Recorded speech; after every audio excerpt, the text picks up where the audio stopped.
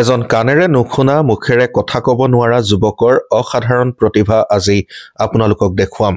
ভিডিঅ'টো মোৰ বাবে নহ'লেও যুৱকজনৰ বাবে শেষৰলৈকে চাব। নমস্কাৰ, মই ঋতুপৰ্ণ ভূঞাই মোৰ অন্য এটি ভিডিঅ'লৈ সকলোকে স্বাগতম জনাইছোঁ। আৰু প্ৰথমতে কৈ ল'ব বিচাৰিছোঁ যে চেষ্টাৰ অসাধ্য একো নাই। আৰু আজি আপোনালোকক এজন মূকবধিৰ যুৱকৰ কিছু প্ৰতিভা দেখুৱাবৰ কাৰণে আহি উপস্থিত হৈছোহি তিনিচুকীয়া জিলাৰ ডাঙৰীৰ চেঙেলী গাঁৱত। আৰু মোৰ হাতত দেখা পাইছে আপোনালোকে এখন সুন্দৰ বঁটা। সদায় সহযোগ কৰাৰ দৰে আজিও মোৰ লগত মৃণাল আছে। মই মৃণালক ওচৰ চাপি আহিবৰ কাৰণে অনুৰোধ জনাইছোঁ। এইখন শৰাই আৰু এয়া সম্পূৰ্ণ নিৰ্মাণ কৰা হৈছে বাঁহেৰে। আৰু হেমন্ত হাজৰিকা নামৰ যুৱকজনে বাঁহেৰে বিভিন্ন সামগ্ৰী নিৰ্মাণ কৰি তেওঁ নিজৰ নাম উজ্বলাবলৈ বা চেঙেলী অঞ্চলটোৰ নাম উজ্বলাবলৈ সক্ষম হৈছে। আৰু হেমন্ত হাজৰিকা যিজন যুৱক মোৰ কাষত উপস্থিত আছে, তেওঁ ভগৱানৰ এক লীলা বুলি ক'ব লাগিব যে সৰুৰে পৰা তেওঁ কাণেৰে নুশুনে বা কথা ক'ব নোৱাৰে, আৰু কিন্তু সেই যুৱকজনে ইমান সুন্দৰ সুন্দৰ সামগ্ৰী নিৰ্মাণ কৰি উলিয়াইছে। আৰু তেওঁ কাষতে দেউতাক আছে, আপোনালোকে দেখা পালে যে বঁটা নিৰ্মাণ কৰিছে। এইটো এটা ধুনীয়া প্ৰাইজ পুৰস্কাৰ।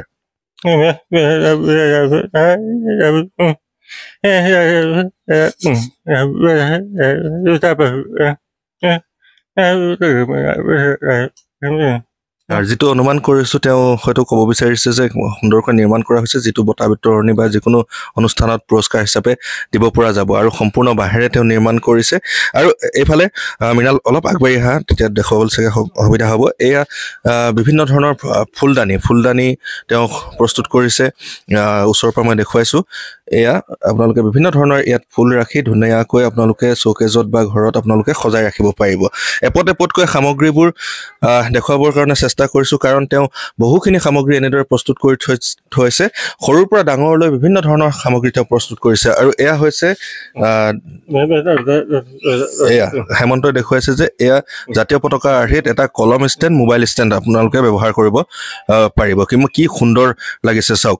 আৰু ইয়াৰ যিসমূহ সামগ্ৰী আপোনালোকে তেওঁৰ পৰা অৰ্ডাৰ দি কিনিবও পাৰিব। আৰু যিসমূহ ষ্টকত আছে আপোনালোকে যোগাযোগ কৰি নিশ্চয় নম্বৰ দি দিম পৰিয়ালৰ লোকৰ, আপোনালোকে যোগাযোগ কৰি কিনিবও পাৰিব। কাৰণ এইসমূহ সুপ্ত প্ৰতিভা বুলি ক'ব লাগিব, আৰু সুপ্ত প্ৰতিভা তেওঁ বিকাশ কৰিছে। আৰু এয়া এখন বঁটা, বিভিন্ন ধৰণৰ বঁটা এনেধৰণৰ আছে। তাৰপিছত এইখন বঁটা কি হয়? এখন বঁটাই নহয় জানো? এয়াও এখন বঁটা, অলপ বেলেগ ষ্টাইলৰ। এইখন বেলেগ ষ্টাইল, মানে এইটো টঙাল মেৰিয়াই এই যে ভুচাবোৰ আঠা লগাই এইটো হেৰি কৰি শুকুৱাই দিছে, পালিচ কৰি। মানে যিখিনি মানে পেলনীয়া গুৰিবোৰ লগাই, গুৰিখিনি সেইফালে কাষতে আছে। মৃণাল দেখুৱাচোন অলপ। এই বাঁহৰ যিখিনি কাম কৰাৰ পাছত যিখিনি গুৰি ওলাই নহয় জানো, সেই গুৰিখিনিও মানে পেলনি নাযায়।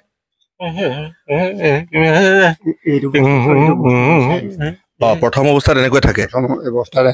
বাঁহৰ এনে ঘূৰাই তলৰ পৰা ঘূৰাই প্ৰথমে ঘূৰাই হেৰি কৰি, পাছত এইটো ফেব্ৰিকৰ লগত লগাই পেলাই এই পিটিকি দিয়ে। প্ৰথমতে চিধাই থাকে, পাছত বেণ্ড কৰি এনেকে শুকুৱাই দিয়ে। নিশ্চয়কৈ আপুনি এখন ধৰকচোন অলপ। আৰু মই আৰু এটা বস্তু দেখুৱাইছোঁ আপোনালোকক, গ্লাছ ষ্টেণ্ড।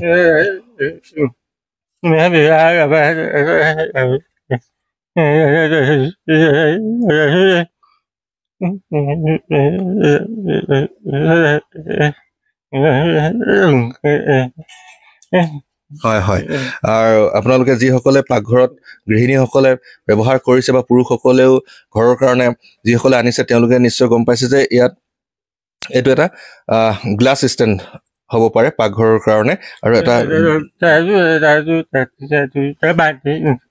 তেওঁ কৈছে যে 1, 2, 3, 4, 5, 6, 7, 8টা গিলাচ ইয়াত ৰাখিব পাৰিব। আৰু মই এইখিনিতে মাজতে কৈ থওঁ যে হেমন্তই কথা ক'ব নোৱাৰে বা কাণেৰে অলপ কম শুনে, আৰু কিন্তু তেওঁ লিখিব পাৰে সুন্দৰকৈ। তেওঁ স্কুলো গৈছিল, অধ্যয়নো কৰিছিল, আৰু তেওঁ কিন্তু এইখিনিহে সমস্যা তেওঁৰ আছে।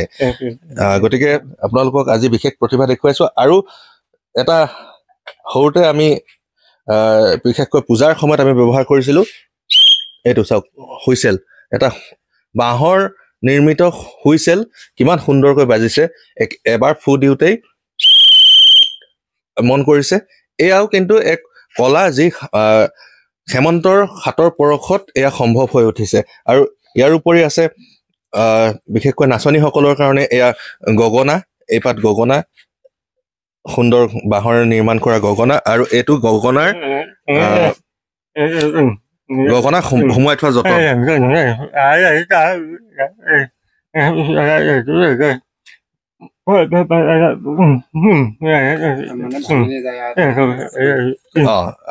কি কৈছে বৰ্তা তেওঁ ভাঙি নাযায় তাৰমানে এইটো কভাৰটো ৰাখিলে হয় গগনাটো তেনে বা দূৰলৈ লৈ যোৱাটো দূৰলৈ গাড়ী চাড়ী বা বেগত ভৰাই দিলে ভাঙি যাব পাৰে আৰু পেপাৰ যিটো খোলা সেইটো দেখুৱালো থোলাটো আৰু বিভিন্ন ধৰণৰ সামগ্ৰী তেওঁ প্ৰস্তুত কৰিছে এইফালেও দেখা পাইছে আপোনালোকে বিভিন্ন ধৰণৰ বাঁহৰ সা সামগ্ৰী এইখিনি জাতীয় পতাকা আৰ্হিৰ কলম আৰু মোবাইল ষ্টেণ্ড এইটো এটা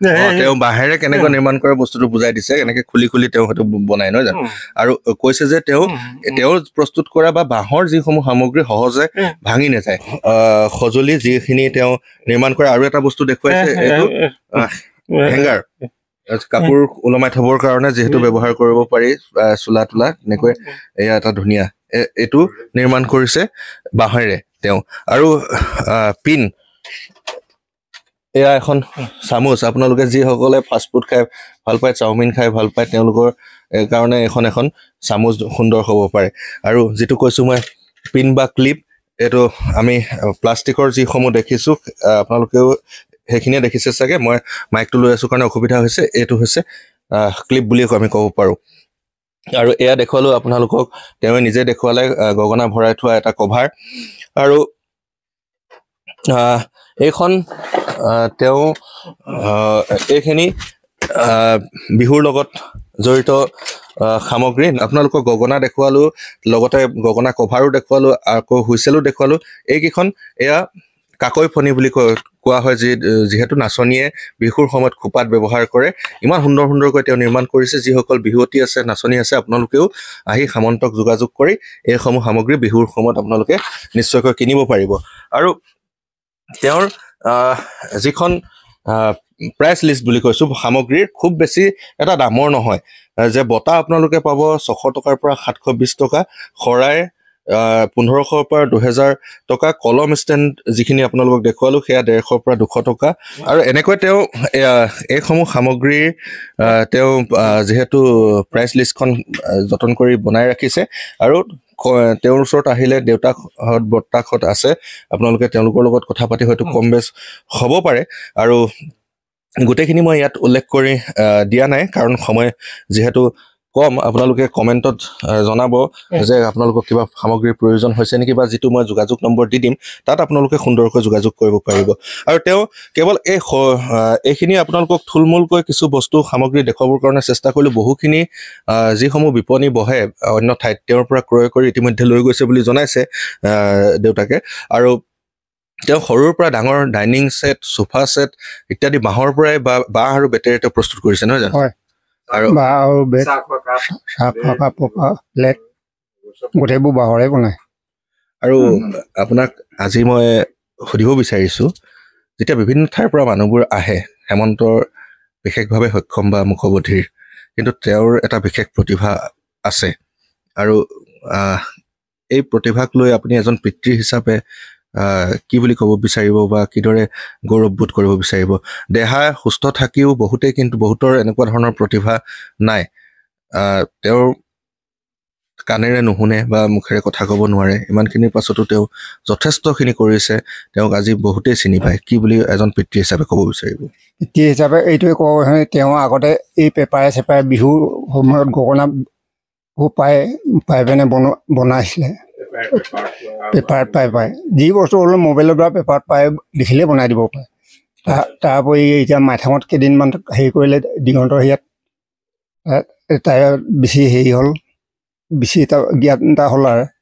হৈ ই পাছত ই নিজেই ঘৰতে হেৰি কৰিলে অহা যোৱাটো অলপ অসুবিধা হয় মৃদং পৰা মাইথাঙলৈকে এই ঘৰতে হেৰি কৰিলে নিজে ঘৰৰে বাঁহ বেত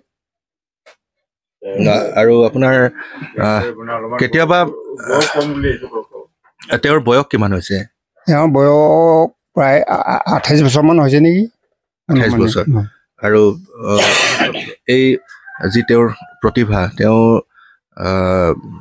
এতিয়া ব্যৱসায়িক ৰূপ দিছে নহয় জানো হয় ব্যৱসায়ী হিচাপতে লাগি আছে আৰু বিভিন্ন ক'ৰ পৰা ধৰক মানুহবোৰ আহে তেওঁ আহে দুলীয়াজানো আহে ডিগবৈ ক'ৰবাত এই বহুতো ওচৰ পাজৰে মেঘেলা লাউপতি বা গুৱাহাটীৰ পৰাও আহি যায় কেতিয়াবা এনেকৈ অৰ্ডাৰ কৰি এতিয়া বস্তুবোৰ নিজে নহয় গাড়ীত পঠিয়াই দিলে ভঙা চিঙা কথা আছেতো সেইকাৰণে নিয়া নাই এই অলপ আগতে মেঘেলা হেৰি ব্লকত এই পৰা প্ৰায় 27,000 মাল লৈ গৈছে গুৱাহাটী এই ডিব্ৰুগড় গুৱাহাটী ক'ৰবাত দেখাব লাগে বুলি ব্লকৰ পৰা আৰু আপোনাৰ এইখিনিতে সুধিব বিচাৰিছোঁ যে উচিত মূল্য পাইছেনে আমি ভাবিছোঁ উচিত মূল্য বুলি ভাবিছোঁ কিন্তু ইমান এটা প্ৰফিট হোৱা যেন নাই বস্তু বিহানি আগতে ঠিক আছিলে আজিকালি বস্তু বিহানি বহুত দাম হ'লতো ৰং চং আৰু এতিয়া যিটো ভিডিঅ' আমি প্ৰস্তুত কৰিছোঁ তাত আপোনালোকৰ পৰিয়ালৰ বা আপোনাৰ বা নম্বৰটো দি দিলেতো কোনো অসুবিধা নাই যোগাযোগ কৰিবলৈ পাৰিব সেইটো কোনো অসুবিধা নাই মই দৰ্শকসকলক বা মোৰ বন্ধু বান্ধৱীসকলক এওঁলোকৰ পৰিয়ালৰ ফোন নম্বৰটো দি দিম যিসকলে ক্ৰয় কৰিব বিচাৰে আৰু শেষত এটা কথাই উল্লেখ কৰিব বিচাৰোঁ যে ইমান সুদৰ্শন এজন যুৱক হেমন্ত হাজৰিকা আৰু তেওঁৰ এই প্ৰতিভা লুকাই আছে বুলি গম পাই হঠাতে দৌৰি আহিলোঁ তিনিচুকীয়া জিলাৰ আপোনালোকে ডাঙৰি পাৰ হৈ যি ধাদুম গেট বা মূল বাথৌ মন্দিৰত প্ৰৱেশ কৰাৰ যিখন তোৰণ সেই তোৰণখন পাৰ হৈ কিছু দূৰ আহি আপোনালোকে চেঙেলী গাঁও বুলি লিখা ৰাস্তাৰ কিনাৰতে এখন ফলক পাব আৰু সেই পথটোৱেদি আপোনালোকে চেঙেলী গাঁৱত প্ৰৱেশ কৰি কিছু দূৰ আহিয়েই এই হেমন্ত হাজৰিকাৰ ঘৰখন পাব আৰু সুহৃদয়বান যিসকল লোক আছে আপোনালোকে বহু সামগ্ৰী ক্ৰয় কৰিছে বিভিন্ন ধৰণৰ বিপণীত অন্য বহিৰাগত বনিয়াৰ সামগ্ৰী আপোনালোকে ক্ৰয় কৰিছে কিন্তু মই কৈছোঁ যে তেওঁৰ সামগ্ৰীসমূহ বৰ বেছি বিশেষ দামৰ নহয় অত্যধিক দামৰ নহয় আপোনালোকে সুন্দৰকৈ ক্ৰয় কৰিব পাৰিব এপদ নহয় আপোনালোকক প্ৰয়োজনীয় বহু কেইপদ সামগ্ৰী ইয়াৰ পৰা ক্ৰয় কৰি লৈ যাব পাৰিব